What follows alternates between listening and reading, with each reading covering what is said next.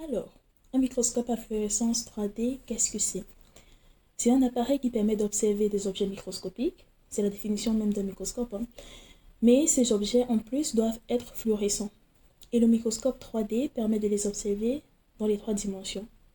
Alors, dit comme ça a l'air un peu obscur, mais dans la suite, Nikolai, Susanna et moi allons présenter les étapes de fabrication de notre microscope en spécifiant le rôle de chaque composant, puis nous allons présenter les images qu'on a pu obtenir grâce à ce microscope. Tout d'abord, il est bon de savoir que le microscope à fluorescence est important en biologie cellulaire car il permet d'imager les cellules et les tissus. Or, la plupart des tissus vivants ne sont pas naturellement fluorescents.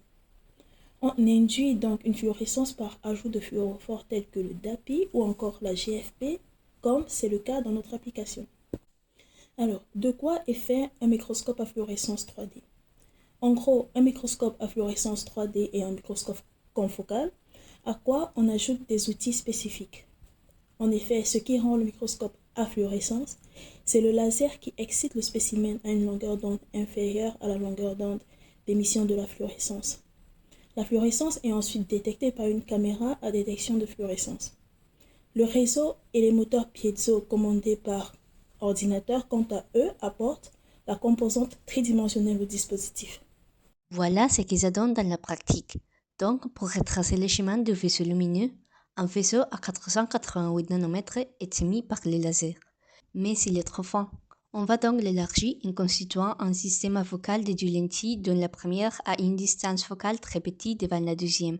Les faisceaux restent parallèles car les voyants objets de L2 et images de L1 sont égaux. Ensuite, les faisceaux traversent un réseau d'épaisseur A égale 100 micromètres, puis la lentille de tube du microscope avant d'être séparée en deux par une lame semi-réfléchissante. Le faisceau qui nous intéresse est celui qui est redirigé à 90 degrés, car celui-là est envoyé directement à l'objectif, puis au spécimen comme vous imaginez. Le fluorophore contenu dans le spécimen va donc être excité et émettre une phosphorescence verte qui va repasser par l'objectif. De nouveau séparé en deux et le rayon qui va tout droit va être filtré. Toute composante bleue est donc éliminée. Puis, le rayon est focalisé par une lentille avant d'être capté par la caméra. Placé au volet image de la lentille. Il faut travailler en chambre noire pour limiter les bruits lumineux. Les objets notés 8 sont deux moteurs piezo chargés de déplacer les réseaux et les spécimens dans la direction horizontale. Les miroirs à 45 degrés ne servent qu'à rediriger les faisceaux.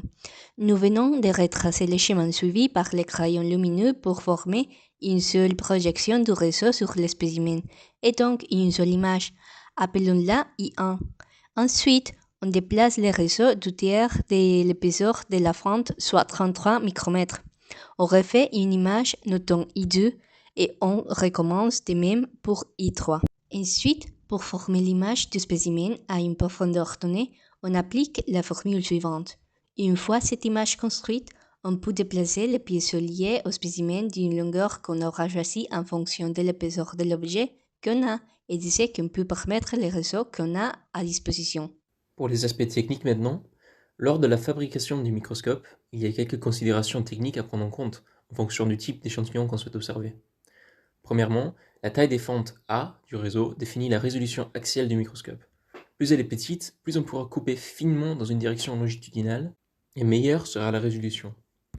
Donc pour un réseau pour un pas de 100 micromètres, nous avons calculé cette résolution axiale par transformée de Fourier d'une image du réseau, et on trouve une résolution de 10 micromètres environ, soit 10 plans de coupe possibles pour un échantillon d'épaisseur 100 micromètres. Dans un second temps, la longueur d'onde du laser doit être choisie en regard du fluorophore qu'on veut utiliser, ou bien inversement. Et finalement, la largeur du faisceau est choisie également en fonction de la taille de l'échantillon qu'on veut observer. En abordant maintenant les résultats.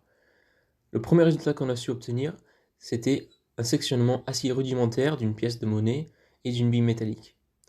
Pour cela, pas besoin de fluorescence, donc nous avons utilisé une caméra CCD classique. Nous sommes ensuite passés sur des tranches de cerveau de souris fluorescents, et nous avons fait des stacks de 8 images de profondeur.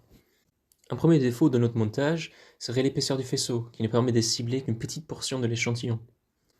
Chose que l'on peut améliorer en corrigeant le rapport de divergence entre les lentilles L1 et L2.